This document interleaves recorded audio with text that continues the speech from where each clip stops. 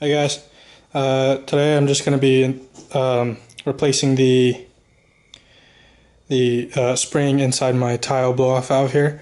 What's been going on is that every time I'll do a little pull, the compressor would surge or the blow-off valve wouldn't open at all. I won't hear any noise inside the cabin, even with windows down or up. With the windows up, I could slightly hear it, but that just tells me that this thing isn't opening all the way. So we're gonna replace this with a 8 to 9 pound spring. This thing, when I bought it, comes with a 10-pound spring. Some of yours, if you bought the the real tile ones, they might come with 14-pound springs or 11-pound springs. It depends, but it should say what spring it comes with when you buy it. First off, I already had this taken out. So first off, we're just gonna get these 6 Torx bits out, and then the spring is in there. It's pretty easy. Guess I'll just get started by loosening up some of these.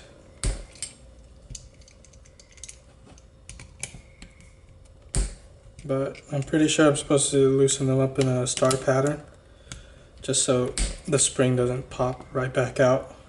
Not too sure. But right now I just want to see what spring is actually in here, because I was told it was a 10 psi spring, which should usually work on N54s. So I don't know what's going on with that. So now that's loose. Guess I'll just take some of them out by hand. Basically just compressing the spring. All the bolts are off, and then there we go. That's out. There is the plain spring. Guess it is a 10 psi spring, and it does seem very similar to the one I have. So that's not very good. Oh no, this one is actually white. So there's that. I don't know. This is wider. It still fits, but the new one's wider than the old one. And I don't know, it does actually seem easier to compress than the one that was on there. So I'm gonna try wait for that. I wanted to see if this thing could be seized at all, and as you can see, it's not. Oh, you guys can't see it all. Okay, as you can see, the piston moves freely. I didn't have to break it loose or anything. Sometimes these pistons will get stuck on the closed position if this PSI is, if the springs are strong enough and you don't drive the car for a long time, and there's an O-ring in there, and when you do drive the car, it'll get damaged. So what you want to do is you want to take this out, take it apart, and then lubricate that O-ring right there so that it seats properly. Everything seems okay. I don't think there's a way this goes in. This is the diameter of this is a lot wider than the old one. So there's like a little ridge where there's like a little ridge in here where the spring sits into. The old one would here's the old one. It would wiggle around like that, but it would stay in place. This newer one, it is like really snug in there. It won't move out of there. Like, it's not gonna get out at all. But it's like it doesn't have any play either way. So good or bad, I don't know. I'm gonna install it now. So I think I'm probably gonna put this on the top on first.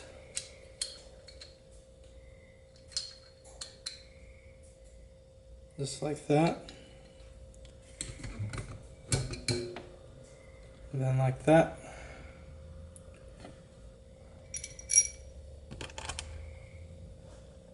And install the bolts.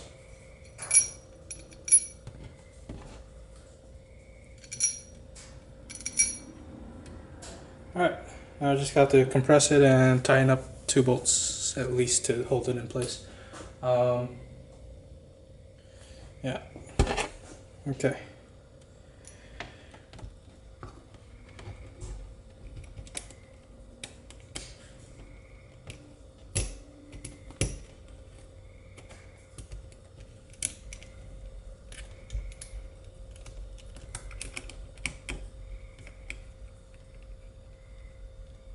Those 2 are now tight. Just gonna tighten up the other ones so that the load is distributed across the 6 bolts.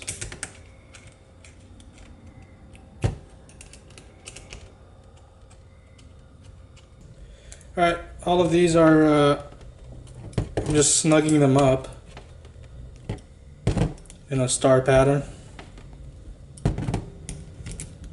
so that they're real tight.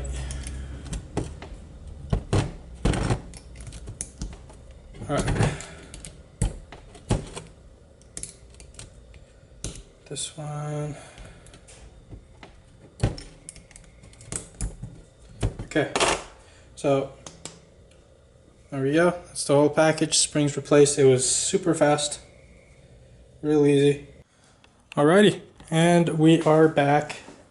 Look at how humid it was outside. You guys can't even see it anymore. I've been back for a few minutes already, but it was so humid. The top and the trunk was foggy.